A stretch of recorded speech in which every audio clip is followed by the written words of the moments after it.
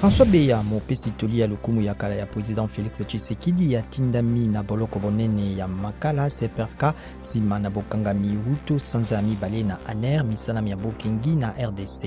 Molobeli ya mokonzi ya mboka asakolaki mposo mibale sima na bokangami na ye ete François Beya akangama pona koluka kobebisa bokengi na mboka. Kodeko etiki bato basusu kati na baye mwambe ya task force ya kimia ekanga na Ituri. Thomas Lubanga mokambi ya task force ya kimia Floribert Njabu na bato basusu babale bazali kati na baye bazali kaka na kokangama.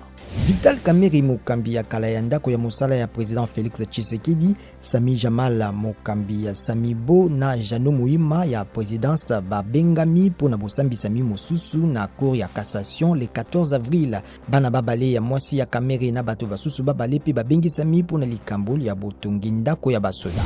Senko esengi na basango banso babota kotika bonganga nzambe soki te baepiskopo bakosenga papa wa Roma kolongola bango.